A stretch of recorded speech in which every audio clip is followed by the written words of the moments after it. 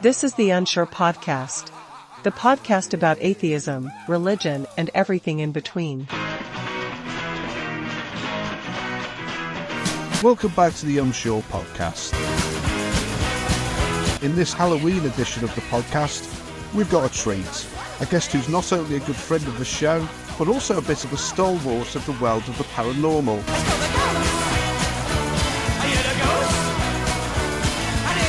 Joining us is Liz Barclay. Liz works part-time as the merchandise manager for the massively unpopular Uncanny podcast hosted by Danny Robbins. Yes, the one with more listeners than we could ever dream of.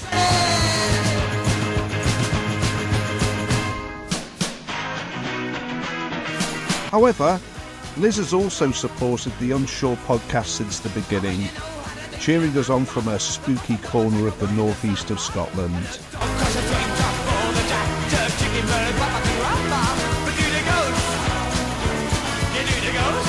By day, she's a clinical nurse specialising in pain medicine.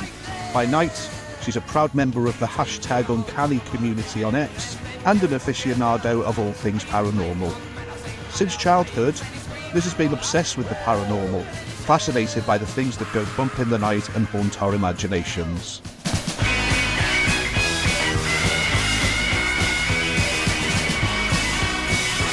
And today, we're steering our conversation beyond the supernatural and into the realms of faith, doubt, and everything in between. So pull up a seat and join me in welcoming Liz Barclay as we explore the mysterious crossroads of religion, skepticism, and the unknown. Good morning, Liz. Thanks for joining us this morning. Absolutely my pleasure. And first of all, let me offer my gratitude to you. You were one of the early champions of the podcast, posting about it on social media and also giving me some good advice as a consumer of podcasts. So I'd like to say that first and foremost. It's thanks from me. That's very kind of you. No problem at all. So we're going to be talking ostensibly about the supernatural, but I just wanted to learn about your early exposure to religion. You've mentioned that you were a member of the Church of Scotland, or you attended Church of Scotland meetings. And I was baptised into the Church of England when I think I was something like 8 or 9 months old. I didn't have much choice in the matter. Mm-hmm. To what extent was your attending of Church of Scotland services a personal choice, or to what extent was it upbringing? I was never forced by my parents to attend anything. Most of it was what was expected. You just did it. You know, you had assembly at school on a Wednesday afternoon where, you know, the local minister would come down and give you a small sermon, and then you would sing hymns. Religion in my family, I mean, like yourself, yeah, I was months old when I was baptised, didn't have any say in it. Like I say, it was never forced by my family, but it was just one of those things that you did. At summer, they always had these summer camps on, you know, which for the parents was an absolute boost in the 80s, bearing in mind, you know, no social media, limited access to video games. We could be out of the house 4 days a week all day up at the church. That was done because I guess all the rest of the kids in the school were doing it. If you were approached as a child and asked if you believed in God or not, you would have said absolutely. Absolutely, 100% yes. Okay, so I take it you're not still in that place. How would you describe yourself now? Would you say that you are an atheist, an agnostic, or do you have some residual belief in God? I don't believe in God. That doesn't mean I am not spiritual in a sense. I do not believe in one overwhelming, overbearing, commanding presence in the form of a God that should dictate to me how I live. That's not where my moral compass comes from. It's a difficult one, being a member of the paranormal community, to describe myself as a complete atheist. To do that, I think, for me anyway, I think it just cancels out belief in anything else spiritual to say that you are a devout atheist, although that is kind of how I describe myself. So it's really difficult. But to answer your question, no, I don't believe in a God. And was that something that happened gradually, or was there some sort of realization that you can pinpoint? The main catalyst for me from going from being Church of Scotland, pitches up to the Christmas midnight masses and all that kind of stuff, praying occasionally, the main catalyst for shift from that to agnostic to all of a sudden just not being that sure as I grew up and I went to university. I was late in going to university. I didn't go until I was almost mid-20s, I think, so 23, 24. I was the only one in the family who actually went out, lived on my own, moved away from the family, and questions started to arise in my head anyway. From being an agnostic to now being an atheist was the death of my son. Oh, wow. Sorry, I didn't know that. Is it something that you'd like to talk about? Absolutely, yeah, because that's the catalyst for it. Right. What happened? So my little boy was born premature. He was very premature. Things started to go downhill pretty quickly. He was born alive. He was taken away down to the neonatal unit. That was the point in my life when I probably looked for God the most. Yeah. I thought, this is the time to start praying. This is the time to start hoping. If God exists, God will be here in this somewhere. For me, I didn't find him anywhere. So Alexander lived for 5 days. We had to make the decision.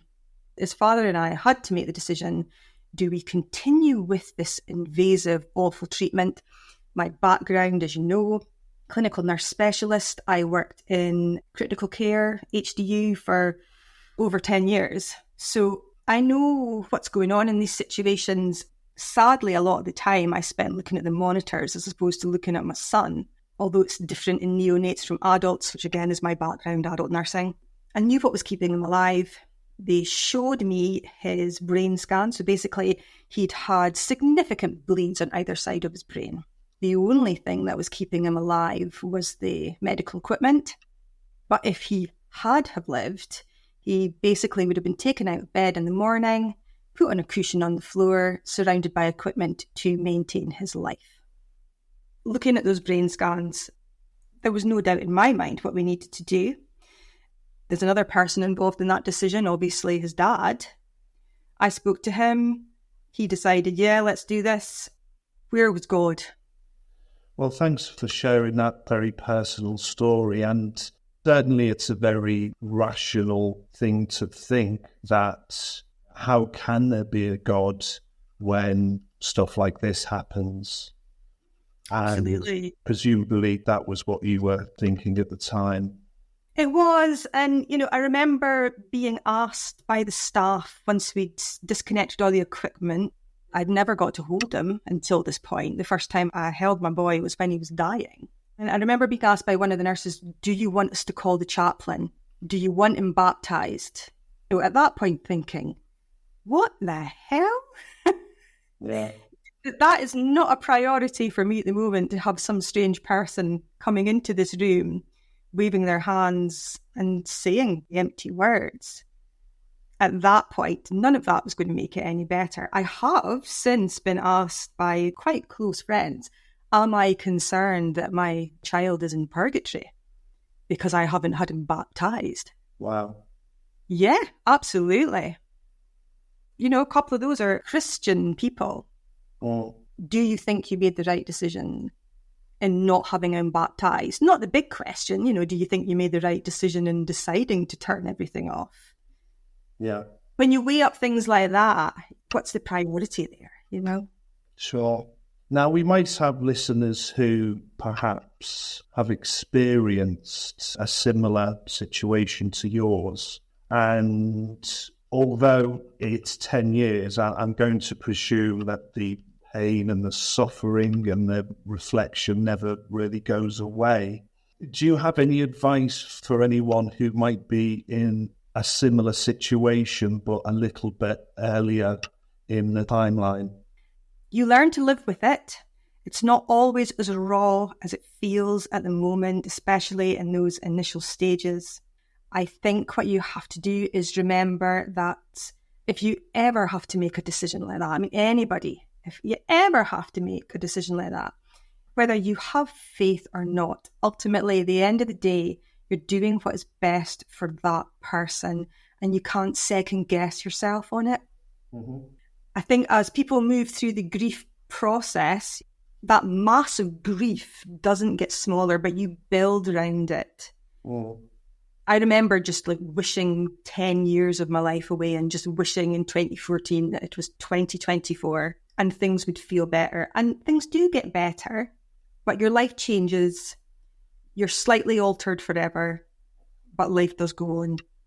And I've heard people in similar situations to yours say things like the pain, the suffering, the anguish never goes away. It's just something that you learn to tolerate in time. Would that sum up your perspective on things? It peaks and troughs.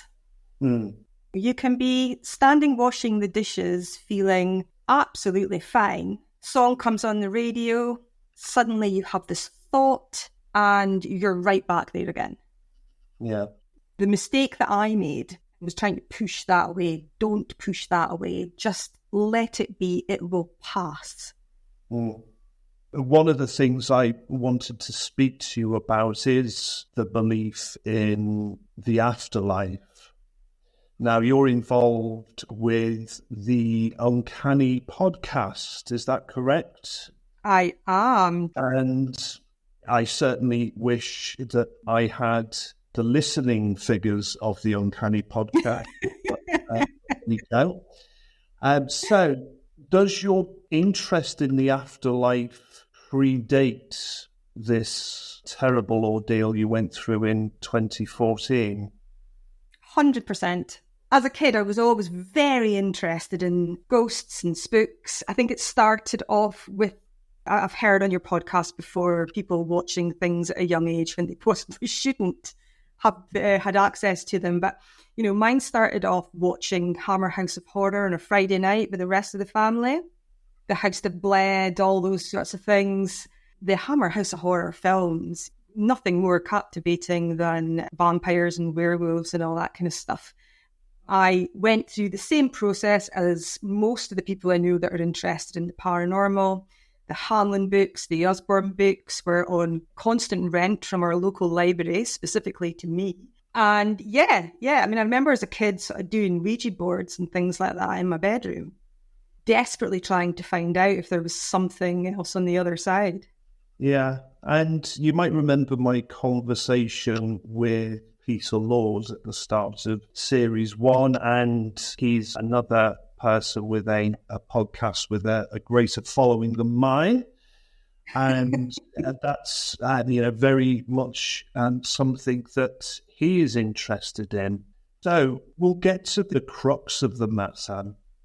The Western tradition is all about heaven, hell, purgatory, and so on, and the Eastern tradition is about reincarnation and karma and so on.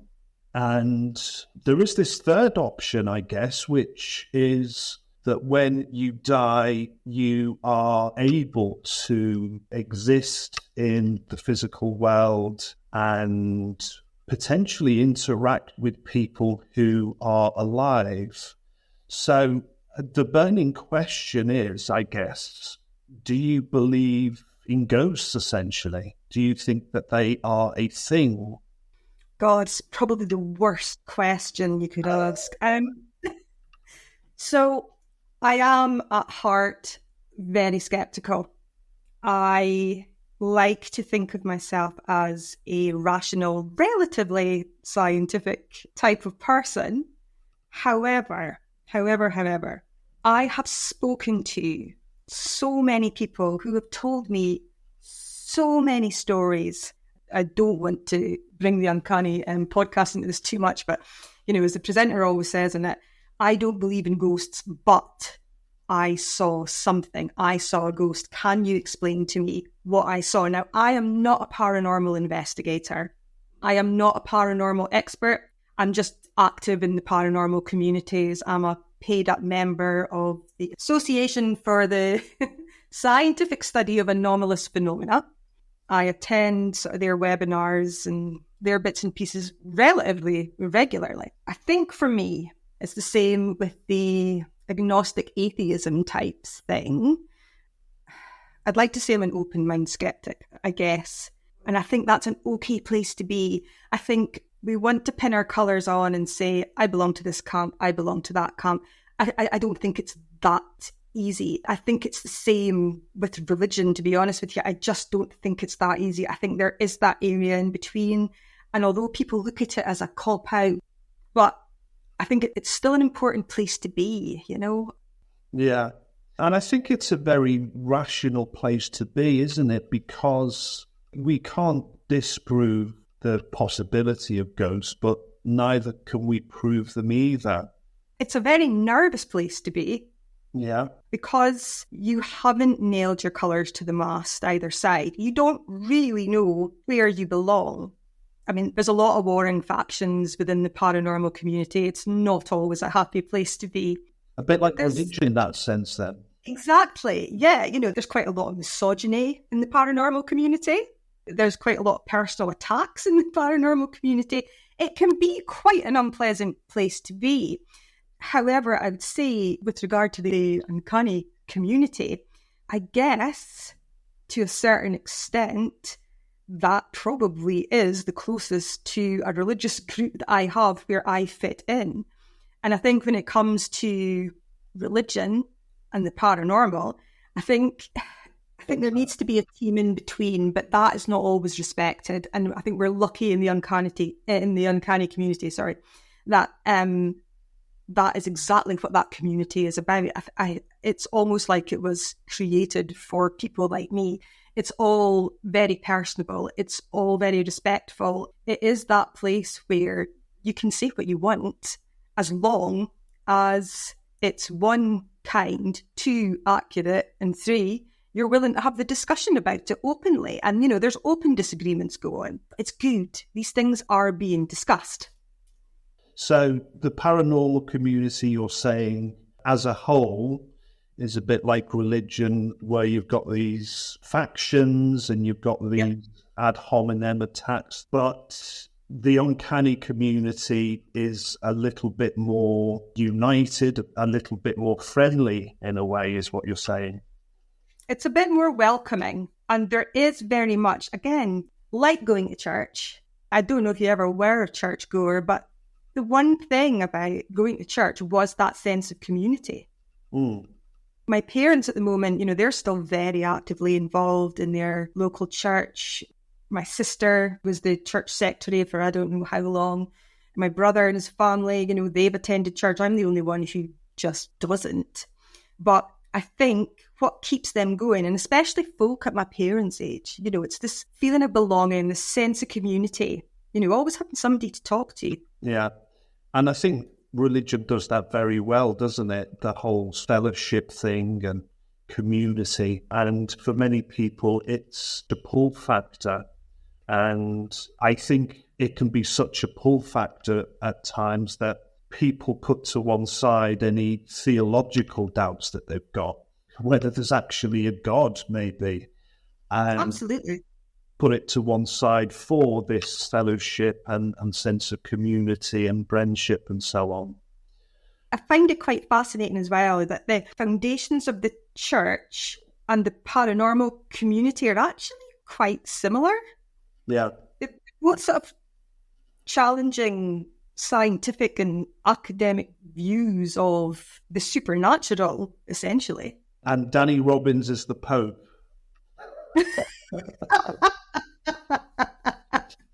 Maybe. I think he'd probably balk at that, to be honest. So you mentioned before that you've never had a personal experience of a ghost, an apparition, or whatever. But you have said that the testimony of other people can be very convincing. What sorts of things do you hear that might lead somebody to believe that the ghostly realm exists? What would you put forward as the best evidence that there are ghosts? I think that evidence other than personal testimony is very, very limited. This is bad, and I'm going to take it back to uncanny again, but I don't know if you've heard the opening episode with Ken from Room 611. I've spoken to Ken with the podcast, and I've never, ever, ever, in our limited conversation, this is a scientist. Danny always refers to him as an eminent scientist, and he really is, who experienced something and can't explain it. And he is one of those, I don't believe in ghosts, but I don't know what I saw. You need to be careful. There's always a lot of impetus put on what a person does for a living, depends on how credible of a witness they are.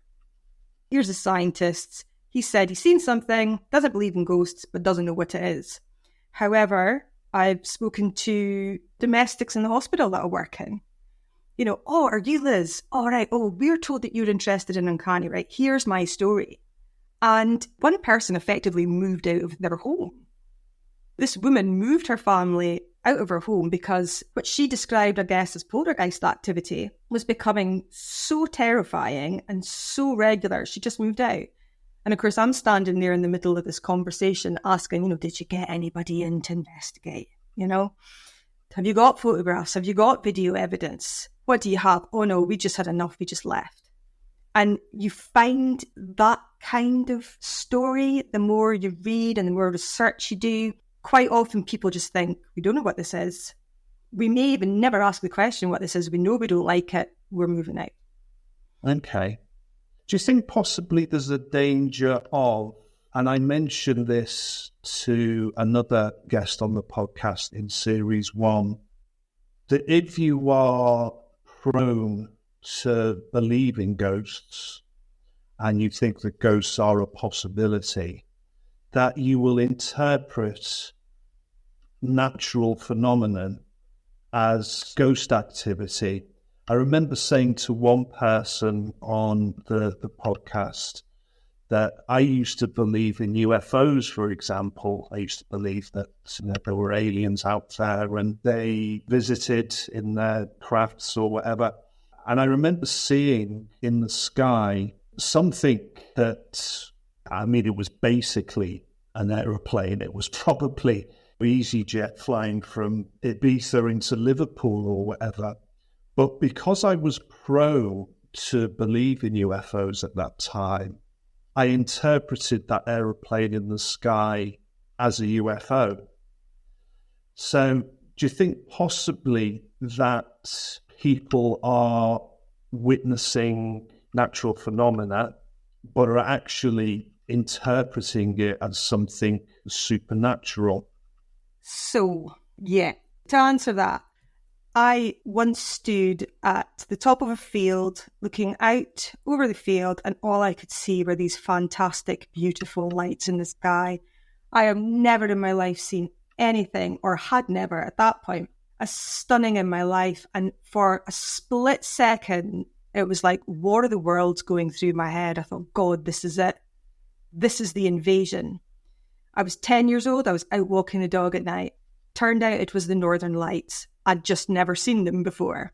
Yeah. I hot-tailed it back home and got to the front door to see my parents standing outside looking at the same thing. And them going, oh, you've seen the Northern Lights, aren't they beautiful? And I was absolutely terrified. Yeah. So yes, absolutely. However, I always say that I've never had an experience. Nothing paranormal has ever happened to me that I can't explain. So if something has moved, if I think I've seen something in my head, I automatically go, that was the wind. That's my brain making something up. I explain it away myself. I'm open to the idea of there being ghosts. 100% open to that. I'm not 100% convinced, but I'm 100% open. I have enough sense to know when something is a natural phenomena, when something could be something else, rather than screaming demon straight away. A lot of witnesses are scared to come forward. A lot of experiencers are scared to come forward because they're concerned that they won't be believed and they'll get the piss taken out of them, essentially. I think we need to give people a little bit more credit. Okay. Going back to your experience of the Northern Lights, someone with a different belief may have interpreted that as the second coming, maybe. Yeah, that's a valid point, yeah. If you had to nail your flag to the mast, so to speak, what do you think happens when we die? I think when we die, we die. Everything goes. I don't think there's any of your consciousness left. I don't think there's any energy left. I don't think there's any kind of life force left. I think you go into the ground and I think you return to nature. Okay. But you're open to the possibility. I am very open to the possibility, primarily because my son died. And I would say my resurgence in my interest in the paranormal definitely picked up after that. I don't want to sound like the desperate bereaved mother clutching at straws. Maybe that's what I am doing. But I have looked for anything, something, anything. And I've just never been able to find it. Okay. So we'll move on now and talk about your work for the NHS. Yeah. And you've described yourself as a pain nurse. Is that something that you've been doing for a long time? I took an interest in pain medicine 2015. Again, after Alexander had died, I went back to work in 2015 in the high dependency unit. And at that point, I just wanted to overhaul my entire life. And one of the ways of doing that was getting out of the place that I had been working in and had absolutely loved, I might add, for over 10 years and trying something new. So I took on the post of a chronic pain nurse specialist and got trained up in that. And then I got pregnant, had my baby, went back 2 days a week, which I had to go back to university for, which was terrifying in my 40s, but I did it. You have to forgive my ignorance here. Acute pain is a result of some sort of trauma. Yes. As opposed to chronic pain, which is something that someone experiences over a period of time. Presumably, the approaches to dealing with pain are complex. Presumably, as well, will be a different approach for different cases. But what sorts of things are done medically to alleviate pain? Now, I know about the medication with things like opiates and morphine and so on. What other approaches are there? And also, are there any approaches which perhaps use the power of the human mind? Are there any approaches which are cognitive as opposed to biomedical? So for all pain nursing, you're looking at the biopsychosocial model of things. You're looking at all of these things when it comes to pain, okay? Pain is very subjective. I have seen ladies in their 90s who've fallen, broken a hip and a collarbone, and you ask them how they are, and they say, I'm fine, dear, I'm absolutely fine. And then, you'll get a 25-year-old builder who's come in because he's crushed a finger and he's lying on the floor screaming. So pain is very subjective. How you treat a person's pain depends on what kind of person they are, on who they are. So the first thing I'm going to do for the person who's lying on the floor is screaming his pain is, I'm going to grab those opioids and I'm going to be giving them some of those. For a person who has got something like fibromyalgia or any other chronic pain condition, you're looking at cognitive therapy for them. I used to do a pain management program for patients, which was entirely based on acceptance commitment therapy, where you have to retrain a person's brain, essentially. The minute you have pain is a signal. It is your body telling you that you're in danger. So you put your hand on that hot plate by mistake, you instinctively take it off. It hurts for a bit and then it gets better. For people who have chronic pain, that pain doesn't get better. It can get progressively worse or it can peak and trough. Understandably, all people want to do is get rid of that pain. I mean, why wouldn't you? But a lot of the time, it's having to retrain your brain to accept that pain and live with that pain. That all sounds very flowery and lovely for somebody like me who's been, get up every day and not have to worry about it. For somebody who's got chronic pain, that's not what they want to hear. They don't want to hear they're going to have to accept this pain and live with it. But if you can, through certain programs and through cognitive behavioural therapy, it is possible to get people to a point where they're not going to be pain-free. They're never going to be pain-free. And that's a difficult conversation to have with people. That's a difficult thing for patients to hear, but you can live better with that pain. Okay, so it's about coming to terms with it, I guess, and learning to live with it. A lot of people who have horrific pain are just constantly living in fear. They're in this constant fight or flight because that is what our brain is programmed to do when we have pain. But it's trying to move from that way of thinking into maybe introducing, yes, it's painful, but it's not actually doing you any harm. It's harming you psychologically. It's not harming you physically. That pain is just there now. Yeah. And I did speak to Peter Laws about this during my conversation with him, and he's obviously a big fan of horror films, and presumably you are as well. You mentioned the Hammer horror films and so on. Yeah. What's going on, do you think, when people enjoy the sensation of being scared? The Exorcist and The Omen, they're very enjoyable films to watch, but there's also some discomfort when you're watching horror films, and that is something that seems to be the appeal of watching horror films and listening to ghost stories and so on. How would you explain the attraction? I mean, I presume you're not all masochists or whatever.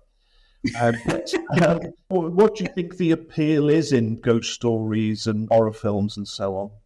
I guess it's a bit of a thrill, I suppose. It's very controlled, though, because you can get up and walk out of the movie theatre anytime you want. You can press pause on your Skybox or Amazon or Netflix or whatever it is. There's a bit of an adrenaline rush with it. When you're scared, you get that adrenaline rush. And I think it's a comfort in knowing that these things only happen on the movie screens and not in real life. Everybody's always slightly more drawn to the horror movies that say that they're based on a true story. And again, it takes that safety aspect away a little bit, but just enough that you can cope with it. Okay. So it's almost like experiencing fear, but in a controlled way, and perhaps subconsciously the threat is not real. I guess it's a similar sensation to something like going on a roller coaster or something like that, isn't it? Where the appeal is in experiencing something which is quite frightening, but ultimately knowing that you're not at any risk. Yeah, and I think we need that in life. I think we need to know what fear is and what it feels like. I mean, certainly as a kid brought up, in the 80s, I mean, there's still atrocities going on now across the globe that we're all aware of. But we were brought up every night watching the TV, and there had been some other kind of dreadful bombing. And I think we were very much desensitized as a generation to these sorts of things. Awful things, the famine in Africa. I remember these things a lot as a kid and sort of thinking, wow, what if that happened to me? Not becoming immune to it, but you sort of blocked out that feeling of fear that went along with that. So I think in that respect, yeah, horror movies, that controlled fear, it reminds you of what real fear actually is. Yeah. And just going back to the supernatural again, I remember someone saying to me once that the digital age and the fact that we've got quite advanced photographic techniques and video techniques and so on, they said that the fact that we've got all of this ability to have a camera placed in certain places 24 hours and we can access the footage, that has been the death knell, for want of a better phrase, of the belief in ghosts. Because if this sort of stuff was real, people would be posting stuff to YouTube all of the time, and I have looked at some of the supposed ghost footage on YouTube and on other video hosting websites. And I'm going to say that I find it completely unconvincing, to the extent that most of it seems like it's staged. Do you think that if ghosts really did exist, that there would be more convincing evidence in the form of photographs and videos? I've heard this before. I've had this put to me before. People are posting things all the time. Some of it, I agree with you entirely, is just, you can pick it apart in seconds. But there are others which are not so easily pulled apart. Are you familiar with EVPs and electro voice phenomena? People are putting evidence out there. I just don't think it's being looked at properly. We're very quick to dismiss, but sometimes things go up on YouTube or things go up on social media and everybody clambers on and everybody wants to debunk it and everybody wants to pull it apart, and there's nobody standing there in the position that they should be in saying, right, okay, here's this piece of footage. This is what you say about it. This is what you say about it. Let's just look at it to start with. Let's look at it. Let's put it to the people who have the knowledge to pull these things apart. There's a lot of armchair experts out there. As we know, I'm probably one of them on a Saturday night on Twitter once I've had a glass of wine. But I think there is evidence there. I think there is some evidence there. But I just don't think we look at it properly. I don't think we look at it through unbiased eyes. So I just wanted to explore further one of the points you mentioned at the start of your answers, EVP. I remember seeing a film about EVP about 15 years ago. It's something about hearing the voices of dead people in white noise. Is that right? That's right. Was that the Michael Keaton film? Could be. I really can't remember. He had a movie out about it then called White Noise, yeah. Yeah, I think that might have been it. And for listeners who are younger, when we used to tune TVs and radios, there would be this crackle, and some people have put forward the idea that dead spirits are able to contact us through that medium. Yeah? Yeah.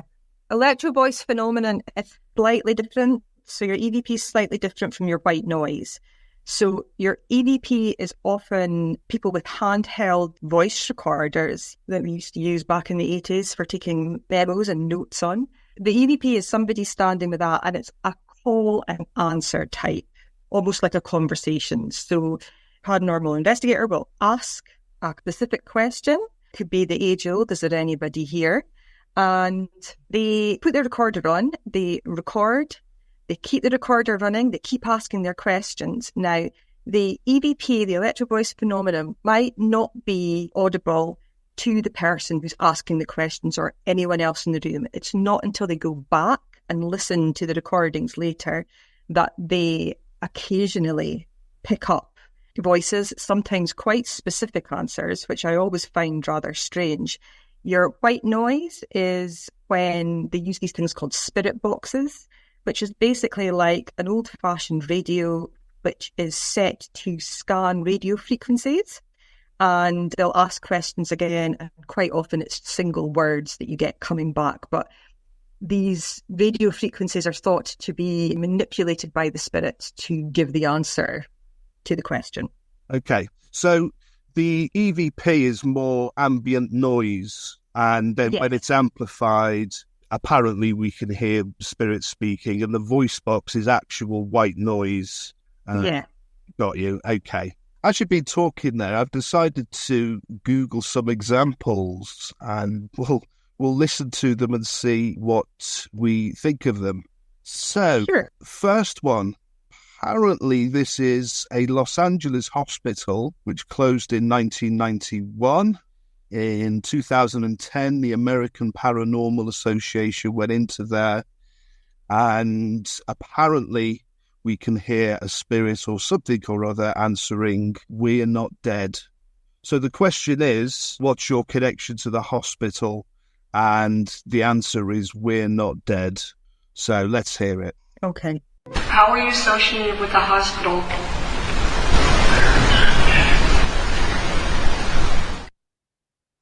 How are you associated with the hospital? It's very faint. Did you hear anything It is at all very- there? I did. I did hear it. I like EVPs purely because it's one of those things. Is it what you think it's saying? Have you already got an idea in your head as to Well, you that's want what that I'm answer thinking. to So be? I said to you, it says we're not dead. I think- Because you've said that. Yeah, I would exactly. suggest that's what I'm going to hear. Yeah. So next one. This is a bar and cinema in the States, which closed in 1965. It reopened a bit later as a sports pub, and both employees and patrons of the bar have reported strange apparitions. And this is a spirit that is apparently saying, "We're not done here." So let's hear it. Yes, it's done so.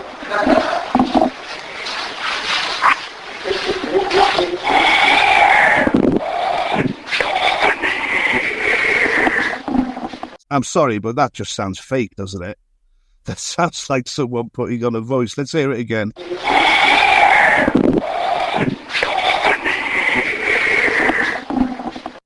Oh, we're not done here. I would have found that really difficult to make out, to be honest with you, because there's so much background noise. It actually sounds like the recorder's been rubbed up against someone's clothing. Oh, right. Okay. As opposed got- to someone Yeah. saying anything. I thought it was quite clear. It just sounds like someone. Let's just hear the end of it again.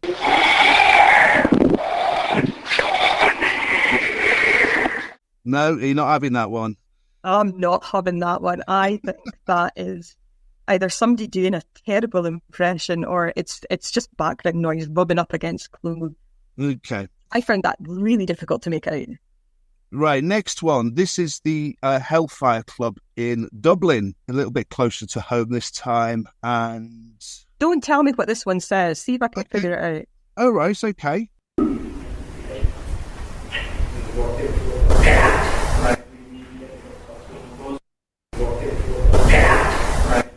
What was that then? Was that a Get Out? It was, yes. Yeah, guess that. Let's hear it again. Yep. Okay, so they're quite fun to listen to, but what do you think is actually in reality going on there? Actually, in reality, I think people fake them. I'm open to that. People fake them because everybody likes a really good one. I've done them myself in areas that have been told or locations that I've been told are haunted, and I've had some quite interesting results. I think the electro voice phenomenon is a bit more reliable than the spirit box and the white noise. With the spirit box, what's your take on that? Spirit boxes, I am sceptical of. Some investigators swear by them. However, I think if you have a machine that is programmed to scan through channels, you're going to pick up the occasional right word, especially if it's yes or no. Right. Moving on, with the emergence of artificial intelligence, and being able to create very realistic photos and very realistic videos, do you think there's a danger of there being the emergence of very realistic looking ghost footage? I think it already happens, Yeah. to be fair. Some of the more convincing things that I've seen, you would look at it and it doesn't look like an AI-generated picture. It doesn't look like an AI-generated video. But then somebody jumps in and says, yeah, I made this. This is entirely AI. So I think it's going to cause lots of problems in the future. Yeah. And I'm tempted to say myself with regards to the existence of ghosts that the evidence, for want of a better word, seems to boil down to subjective experiences which can't really be investigated because they're only experienced in the mind of one person. And you mentioned this poltergeist experience that a friend of yours had. Yeah, it can't be. it possibly could have been if that person had wanted to go down that route. But then again, that opens up the next chapter. I want to nick it from Ghostbusters, but who are you going to call to come in and look at these things? It's going to be people who have an interest in the paranormal. So you've already got that bias coming into it. Yeah. Immediately. Even if you got ASAP, who I mentioned earlier, the Association for Scientific Study of Anomalous Phenomena, they have their own training that go on, and very much, to my knowledge, I don't know a great deal about that side of it, but you've still got a group coming in who are already open to that side of things. The thing about the paranormal is it's the kind of discussion that you could go on and on and on and on with, because every door you open leads down another corridor, especially when it comes to paranormal bias. And people lie as well. People lie all the time. Yeah. There's so many stories. The whole basis of mediumship, was it mediumship or clairvoyance? I'm never quite sure. Apologies if I've got that wrong. But the whole foundations of that with the Fox sisters, a couple of them came out later on and said, actually, we made it all up. Yeah. And I'm sure that goes on in the realms of religion as well, with these various Marian apparitions that have happened over the course of the last 2 centuries, where people claim to see the Virgin Mary. You don't want to be questioning people's mental health. That's one of the things that you see levelled at people quite a lot. However, as part of my nurse training, I worked in psychiatric wards. I have seen one case that sticks out for me was a lady who had postpartum psychosis, and they were Catholic faith. So every time this woman had a baby, she would get postpartum psychosis and she would end up being admitted in hospital. And the first time I met her was when she was at the peak of that psychosis. And I completely understand why mental health was not understood. Folk would scream demon. Because here was this very religious woman, very kind woman actually. But once her psychosis was over and she was back to herself again, an absolute gem of a human being. She's getting into the car with her husband and the family, and she's saying, oh, well, see you next time. So I completely understand why people would assume that these were demons or something from another world, because who that person was when I first met her was not who that person was when she left the hospital. Sure. And not to mention anyone's medical data, but we are keeping this woman anonymous, of course. What sort of things did she experience when she had this psychosis? She was very sexually suggestive, shouting, screaming, swearing, ripping rooms apart. It was absolutely heartbreaking to see. I'm reminded of a story in the Bible which talks about some guy who was said to be possessed by demons. They needed to chain him to something because he acted impulsively. And there are people today who have looked at that story and said, this is clearly someone who's epileptic. And at the time, there wasn't the understanding of epilepsy. And as a result, it was a demon causing this sort of thing. And many people have suggested, here we have proof that Jesus wasn't the Son of God because he diagnoses this epileptic as being demon-possessed. So, alternative explanations, of course, to ghosts and seeing apparitions are that people are making it up for attention. I seem to remember that case, which is probably well known in paranormal circles. You remember those sisters who took photographs of fairies at the end of their garden? Oh, the end? Oh, yeah. They were very widely believed, and they said they'd go to the bottom of the garden and they'd speak with these fairies. And they even provided photographic evidence of these fairies. And it was seen as being good evidence. Someone spotted that these fairies looked very much like the illustration of fairies in a particular book, which essentially they'd just cut out and hadn't done at the end of their garden and depicted themselves playing with them and so on. So, we've got the whole thing about attention seeking, haven't we? And yes, mental illness, as you say, And we've also mentioned the fact that people can interpret phenomena with a bias towards what they believe in already. But there's also the possibility of hallucination, isn't there, which is distinct, I think, from mental illness, where people will see perhaps what they want to see. And I understand that in something like up to 25 to 30% of people who are bereaved do have some sort of hallucination of a lost one, which is very real to the person experiencing it, and perhaps might explain reports of ghosts that are out there.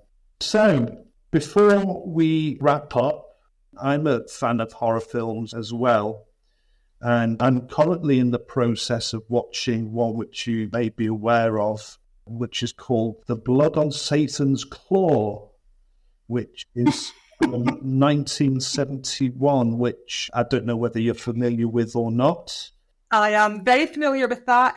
My dad, bless him, he's always had a bit of an issue with spelling. I suspect he's probably a dyslexic. When he was younger, that wasn't really a thing back in the 40s and the 50s. However, I do remember Dad recording that off, I think it was ITV one night, and instead of Blood on Satan's Claw written on the VHS ticket, he'd written Blood on Santa's Claw. Oh, wow. Okay. Which we all found highly amusing as kids. That puts a very different take on this film. I'm in the process of watching that at the moment, and I did ask Peter Laws for his top 3 horror movie recommendations. I seem to remember him mentioning The Dawn of the Dead from 1978, the George Romero one.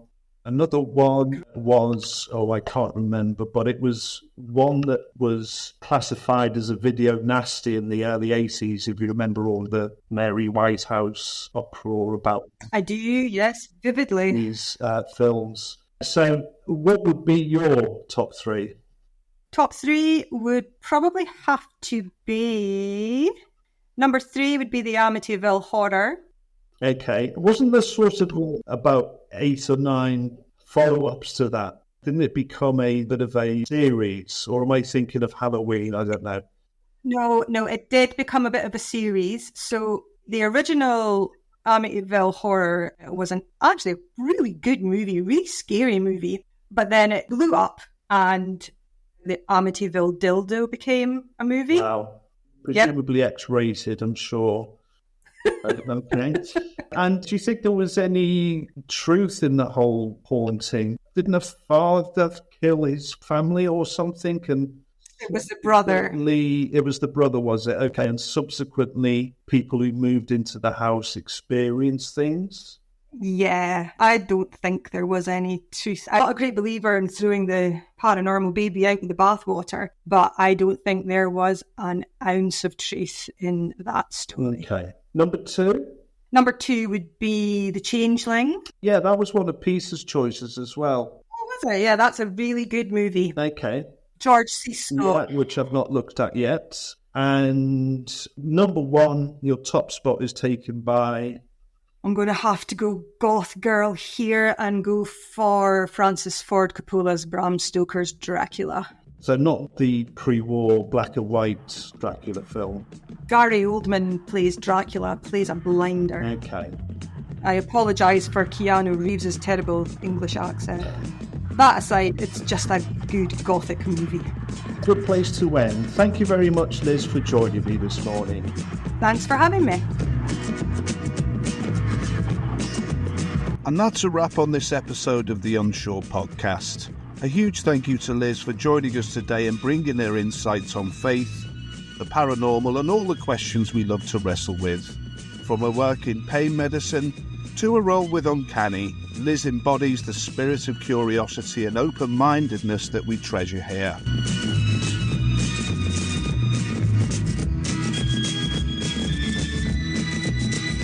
As we approach the midway point of this series of the podcast, we've covered some big ideas about what happens when we die. Whether we roam the earth as spirits, whether we spend eternity with the God who created us, or whether, at the end of this earthly life, the atoms making up our bodies simply return to the ground, continuing the cycle of matter. As we look ahead to Series 3, I'm excited to dive even deeper. I'll be speaking with someone who brings a fresh perspective and some intriguing evidence on a fourth possibility: reincarnation. Could we have souls that move through more than one life, returning to Earth in new forms? I can't wait to explore this idea, and as always, weigh the evidence with you. Thanks for listening again. Stay curious, stay skeptical, and as always, keep questioning the unknown.